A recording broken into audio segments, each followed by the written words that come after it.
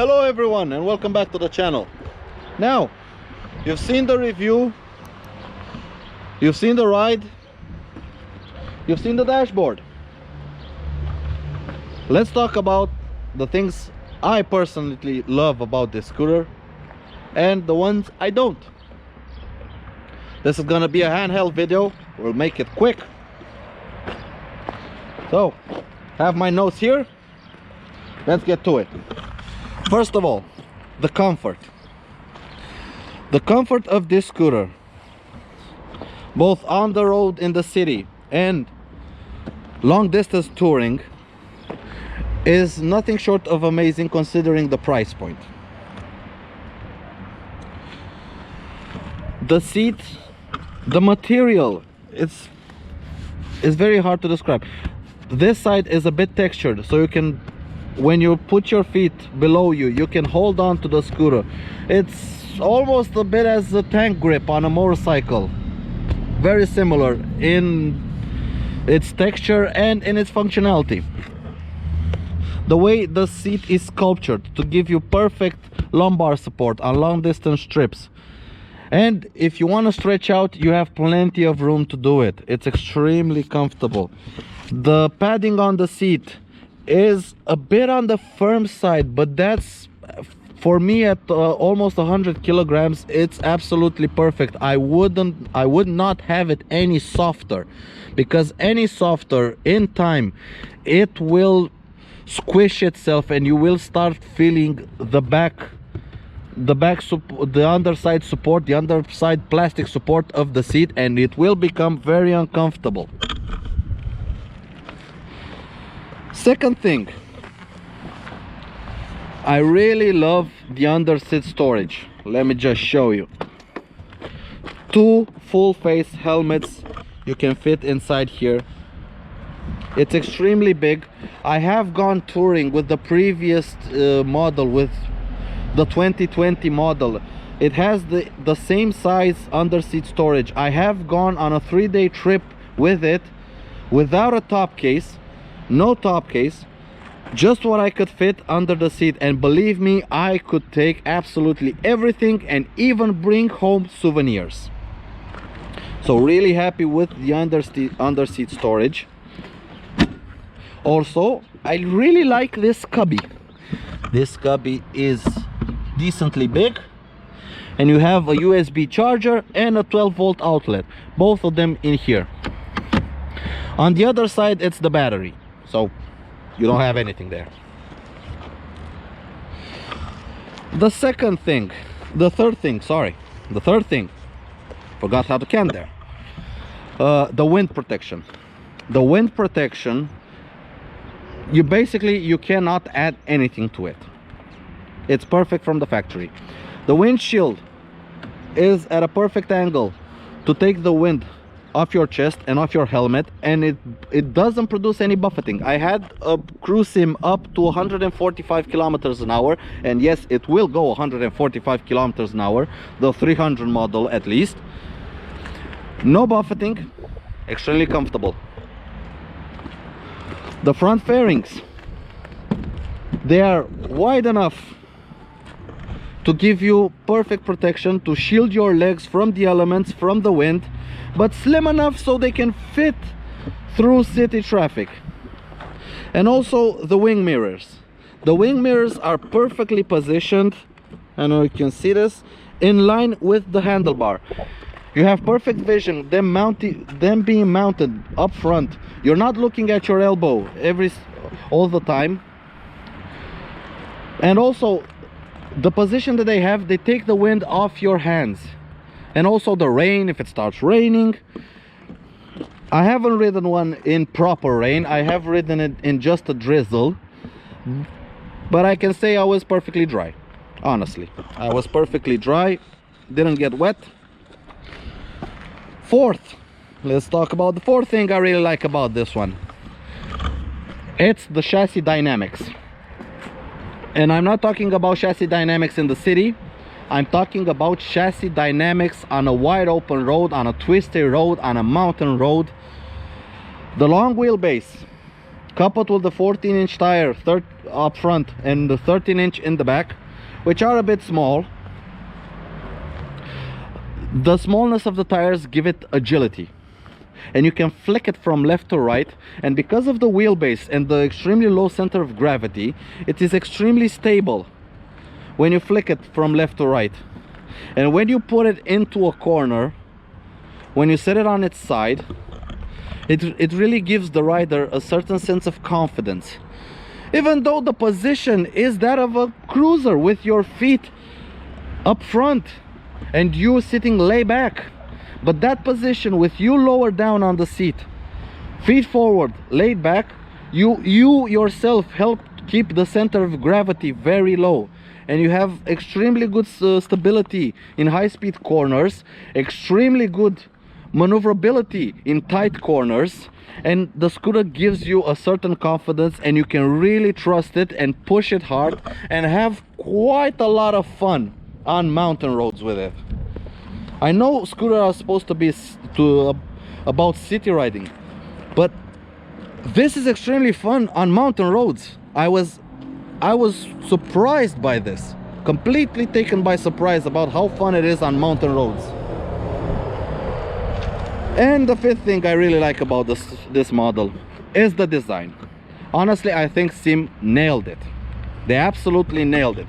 From this aggressive front end with the LED lights, to all the cuts in the design, to all the slants which are functional,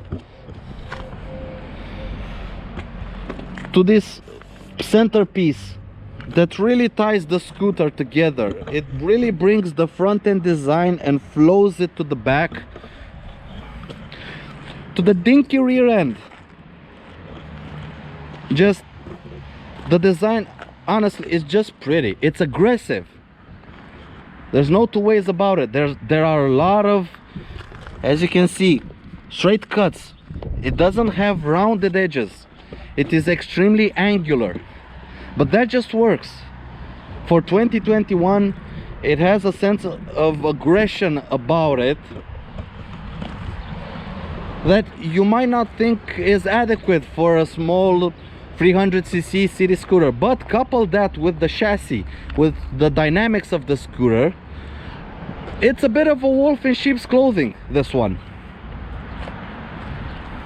It looks like it's going fast, and if you push it, it will go fast, and you will have a lot of fun doing so. Now let's talk about things I don't like. First of all, coming back, and I just want to make a statement here about the things I don't like. I had to think long and hard about things I could say that I don't like, and many of them are small niggles that after a day in the saddle, you really don't care about it. But like any scooter, it ain't perfect. So let's see what I consider is not perfect and or could be improved. Coming back to this little compartment, this is a perfect compartment to store your phone, to store your documents. So come on, SYM, why isn't it lockable? Let's see. We lock the handlebars. Let's close this. The seat is locked. The handlebars are locked. I'm ready to leave. Oh wait, this is not locked. There is no way of locking this, and I think that's a shame. That's a big shame, because that would have been great if you could have a second lockable storage, so you can leave your wallet, leave your belongings there, your more valuable belongings, and they wouldn't get stolen. But nope, it's unlockable. It's not lockable, sorry. It's always unlocked. Second thing, now, as you've seen in the video about the switchgear, the hazard warning lights has moved from this side to this side. This used to be the seat popper. Why, SYM? You had the space here for a beautiful button. Why put this janky little switch? Yeah, it works, it's perfectly functional, but it looks like a toy add-on. Especially when you had space to put it here and put a proper button. Now the third, this is something I'm really nitpicking here. This is something, let me just unlock, you can only hear when you're stationary, but the plastics around here squeak. If you're moving your scooter around on the sidewalk or on your driveway, the plastics here squeak. Let's see.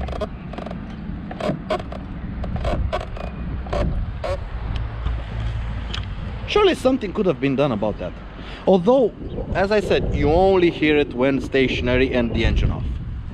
As soon as you get on the road, you can no longer hear it. But still, a nickel is a nickel. The fourth thing is something related to the design. Yes, I said it's a beautiful scooter. There's one thing that truly bugs me. The scooter has a beautiful line from the front to the back. But this,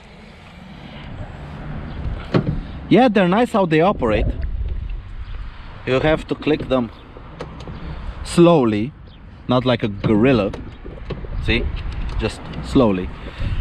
But couldn't they have been a little bit more hidden? I don't know. It's, for me, it's an eyesore. This is an eyesore. Especially it's silver. Should have made them black. Probably, if I ever buy one, I'm gonna paint this black. But all in all, the design is 99.99 perfect, except for that one, that thing. Come on, Sim. Next model, make them black. And the final thing, that's a bit janky. I've talked about how it has full LED lighting. And this is something that was present on the previous model, and I hoped they would change for this model. But they haven't. I like having the indicators here. But again, like the TCS button, the traction control button, they look a bit janky. Now, they're perfectly adequate. Let me just turn on the hazard. They are perfectly bright. I have no problem with seeing them. Motorists have no problem with seeing them. They look small, but they're perfectly adequate. But they look a bit like an afterthought. Surely they could have been better integrated into the design. I mean, look at the headlight, how beautiful it is. And this just, it doesn't match the headlight. Something could have been done.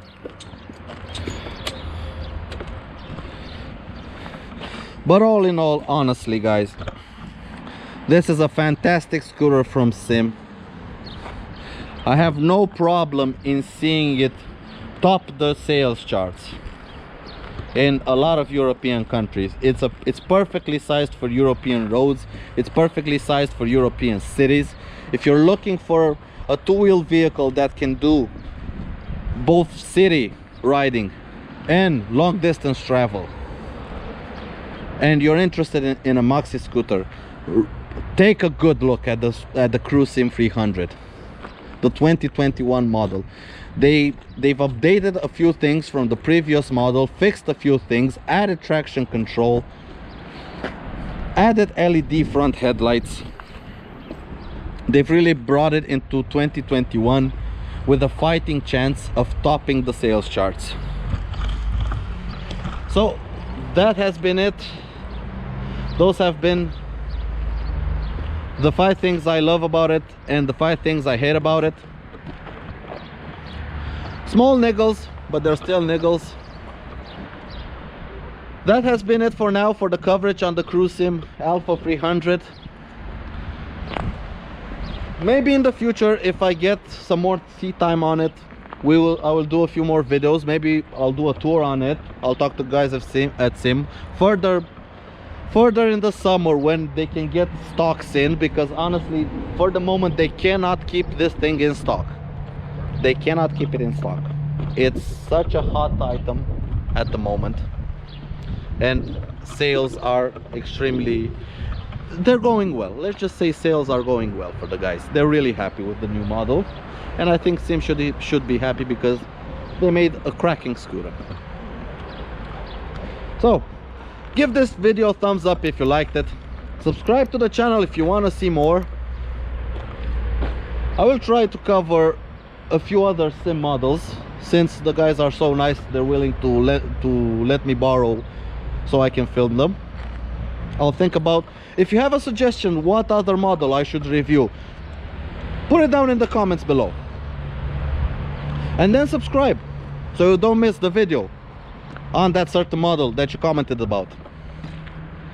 So like the video if you liked it, subscribe if you haven't. Take care out there and ride safe. Goodbye.